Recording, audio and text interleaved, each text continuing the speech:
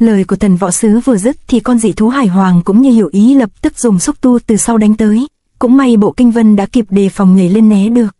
Cứu người quan trọng hơn, nghĩ rồi Bộ Kinh Vân đạp chân mượn lực lao về phía 4 người đang bị bắt giữ.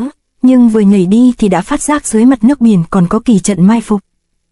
Đám người mai phục đó chính là 12 hải tướng. Vừa thấy Bộ Kinh Vân mon men tới gần thì bọn họ đã lập tức từ dưới nước trồi lên cầm rìu to đùng bổ tới. Thế tới của bọn người này rất gấp, nhưng Bộ Kinh Vân với kinh nghiệm 12 năm ăn cá thì thủy chiến lúc này đối với anh ta cũng như trên bờ. Đạp nước thối lui né tránh, anh ta nhanh chóng phóng người lên khiến đòn tập kích của bọn hải tướng không chút thu hoạch gì. Hãy mau sử dụng Ương Vấn Thiên Giáng trong bài vân trưởng đi. Ương Vấn Thiên Giáng ư? 4 chữ mà Á Tam nhắc bài vừa dứt thì trong đầu của Bộ Kinh Vân như có tia sáng. Hai tay của anh ta vận múa tạo thành một dải khí quán đầy kình lực như lốc xoáy. Trong chốc lát trưởng kình dẫn động thế nước tạo thành một bàn tay khổng lồ từ trên cao ụp xuống đầu của 12 hải tướng. Trong lúc chiến đấu thì võ công của Bộ Kinh Vân sẽ dần hồi phục trở lại. Đây là chiêu Ương Vấn Thiên Giáng quán tuyệt từng gây bao ác mộng nơi chốn võ lâm. Đúng như Á Tam nhận định, Ương Vấn bá đạo vô song, đám hải tướng đều là chiến binh tinh anh nên sớm biết chuyện không hay vội lặn xuống nước ẩn tránh. Đừng hòng chạy thoát. Nhưng đúng là nếu chỉ cần lặn mà tránh né dễ dàng như vậy thì chẳng phải là Ương Vấn Thiên Giáng. Kình lực không hề có chút tiêu tán mà theo nước gây nên áp lực khiến bọn chúng lập tức bị thương. Thấy đồng bọn bị tấn công, hải hoàng lập tức siết mạnh xúc tu khiến Á Tam lập tức mất mạng. Bộ Kinh Vân lo lắng lao tới hòng giải cứu, nhưng ngay lúc này một luồng kình khí sắc bén hơn dao lướt tới, may mà Bộ Kinh Vân đã kịp lách sang bên né tránh. Bộ Kinh Vân hãy tiếp chiêu của ta đi. Thì ra đó là khí kình mà thần võ sứ sử ra để ngăn Bộ Kinh Vân cứu người. Ngẩng mặt nhìn lên thì khai thiên tam thức của thần võ sứ cũng đã như bay bổ xuống. Rìu của thần võ sứ chưa tới mà thế đã tới trước, áp lực ngàn cân từ rìu này bức ra làm người ta hít thở cũng phải khó khăn. Rìu như chớp giật bổ xuống, nhưng thân ảnh lách ngang Bộ Kinh Vân đã dễ dàng né tránh rồi phá thủng hông thuyền chui vào. Giỏi cho ngươi, muốn chạy ư? Ra tay bất ngờ nhưng vồ hụt con mồi làm thần võ sứ cay cú vô cùng. Tưởng rằng là Bộ Kinh Vân bỏ chạy nhưng không, tử thần trước giờ có bao giờ bỏ chạy đâu. Anh ta lúc này tạm lánh đi là vì muốn cứu người. Mục tiêu anh ta muốn cứu trước tiên chính là Bộ Thiên, nhưng còn chưa cứu được Bộ Thiên thì từ sau lưng xúc tu của hải hoàng lại tới. Bộ Kinh Vân vội bỏ Bộ Thiên vỗ mạnh trường làm hải hoàng phải thả Á Tam ra, nhưng đã là quá trễ, xương cốt của Á Tam đã bị con hải hoàng này siết cho mềm nhũn tắt thở từ lâu. Thật không ngờ một con người trung thành như ông ta lại phải nhận kết cục đau lòng thảm thiết như vậy. Trên nô bộc này thật là đáng thương. Vừa đón được Á Tam trên tay thì lúc này thì thần võ sứ cũng đã cầm rìu đuổi đến nơi. Bộ Kinh Vân, nhà ngươi không những liên lụy nô bộc phải chịu cảnh chết thảm mà hôm nay cũng sẽ gây đại họa cho cả nhà. Người nhà của ngươi hiện đang bị hải hoàng bắt giữ, chỉ cần nó hơi phát kinh thôi thì cả ba sẽ chết là cái chắc. Bộ Kinh Vân, ngươi muốn cứu người thì họa chỉ khi nào mọc thêm ra 3 cái đầu 6 cái tay nữa. Ha ha. Muốn giết ta thì các ngươi cứ qua đây nhưng đừng làm hại người nhà của ta.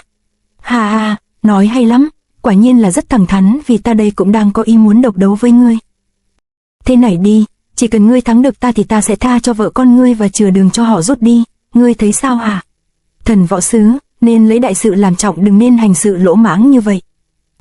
Người tập võ lấy cầu thắng làm đạo, tên Bộ Kinh Vân này là một đối thủ hiếm có, khó tìm, sao ta bỏ lỡ cơ hội này cho được.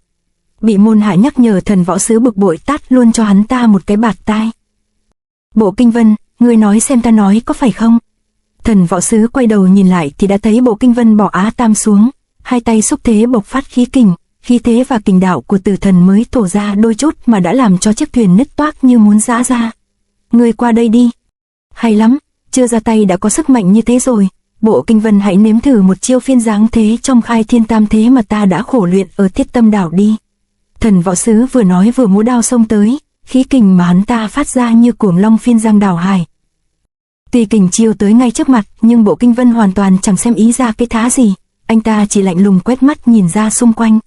Chỗ mắt mà anh ta hướng đến là binh khí của đám hải tướng đang đứng phía sau. Lúc này thần võ sứ đang lúc sử ra một đòn lôi đình thì trên mặt bỗng lộ ra vẻ kinh sợ tột độ.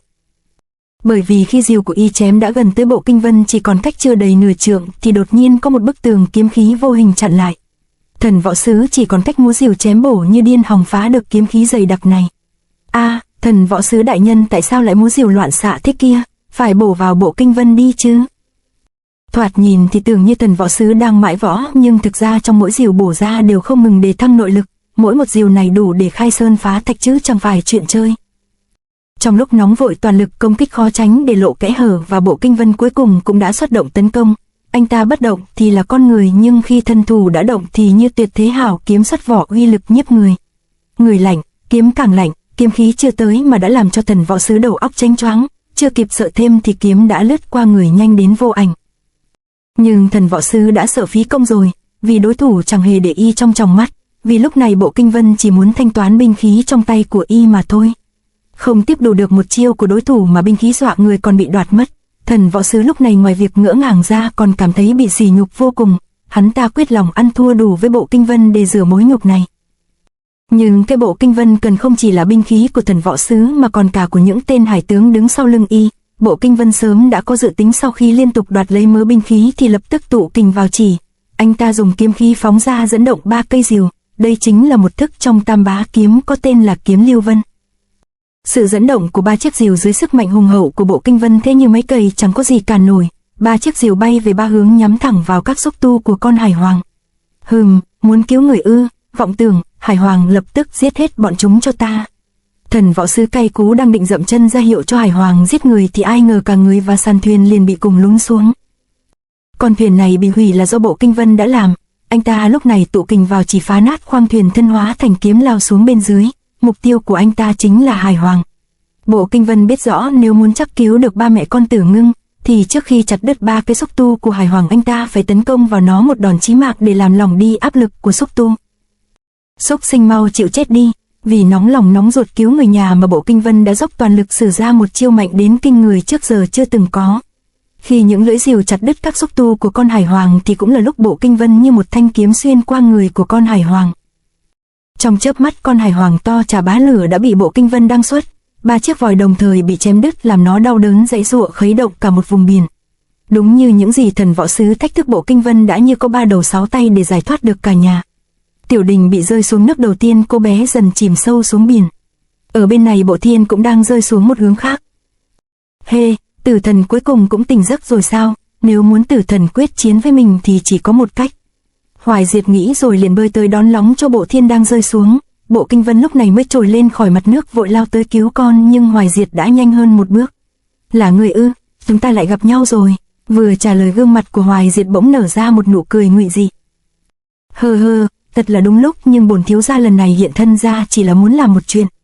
Tấm áo choàng phủ trùm lấy Bộ Thiên, Hoài Diệt liền dùng 2 chưởng vỗ mạnh, Bộ Thiên bị bọc trong áo choàng máu tươi bắn ra tung tóe. Bộ Kinh Vân, cái ta cần ở người là một phần chiến ý, giờ đây con trai của ngươi đã chết trên tay của ta, ngươi có giận bổn thiếu gia đây không hả? Ha ha.